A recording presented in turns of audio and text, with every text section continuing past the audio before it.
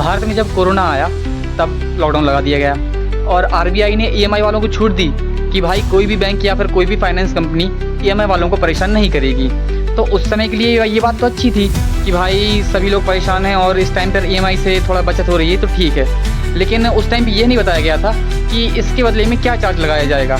तो उसी टाइम पे हमने भी एक लोडिंग गाड़ी फाइनेंस कराई थी जिसकी लगभग 3 किस्तें पूरी हुई थी और उसके बाद में लॉकडाउन लग गया। तो ईएमआई देने जाते थे लेकिन वो ईएमआई वाले वो सामने से लेने मना करते थे बैंक वाले। तो उस टाइम पे हमारा लगभग 5 लाख रुपए रुका रहा। तो उसने क्या हुआ, वो कंपनी ने 12% का इंटरेस्ट मतलब हम पर ब्याज लगा दिया 5 लाख का। तो वो लगभग 62,000 हुआ।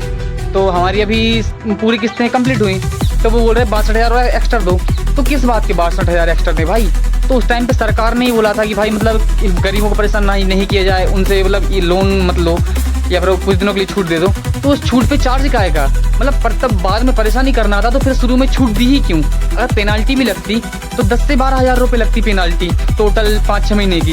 लेकिन अब आपने मतलब एक ऐसे तिकड़म लगा दी कि मतलब हाँ कि मतलब कैसे ज़्यादा पैसा कमाया जाए यार। ऐसे में तो मतलब क्या फ़ायदा हुआ हमको? उस टाइम पे आपने छूट दी लेकिन इस टाइम पे आप पूरा वसूल कर रहे हो हमसे। और जब हमने पैसा देने से मना किया तो एक दिन पापा जी को रास्ते में रोककर उन्होंने गाड़ी ले गए फाइनेंस कंपनी वालों ने और पापा जी से एक डॉक्यूमेंट पे साइन करा लिए। अब पापा जी ने नहीं जाना था कि मतलब ये किस चीज़ पे साइन करा रहे हैं। अब उसमें लिखा था कि मैं किस्त देने में सक्षम नहीं हूँ जिसके कारण मैं अपनी स्वयं इच्छा से ये गाड़ी फाइनेंस कंपनी वालों को दे रहा हूँ और ये इसको बेच भी सकते हैं और अगर उसके बाद भी रकम वसूल नहीं होती तो ये मुझसे लेने आ सकते हैं। मतलब ऐसा कैसा, मतलब तुम अनपढ़ व्यक्ति को तुमने ऐसा ले लिया और साइन करा लिया। तुमको समझाना तो था, तुमको बताना तो था कि क्या हुआ क्या नहीं हुआ। अब आप हमसे ये तो बोल सकते थे पहले से पहले कि हाँ अगर आप 62,000 रुपये नहीं दोगे तो फिर हम गाड़ी ले जाएंगे और अगर आप गाड़ी चली गई तो उसके बाद में आपको 14,000 रुपये एक्स्ट्रा और देने पड़ेंगे।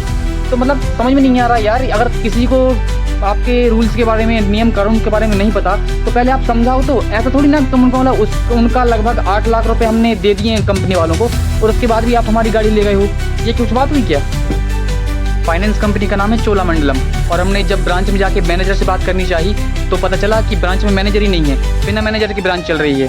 और कैशियर कहने लगा कि कोरोना काल में कंपनी ने एम्प्लॉयज़ को सैलरी दी तो वो कहीं से तो वसूल करेगी।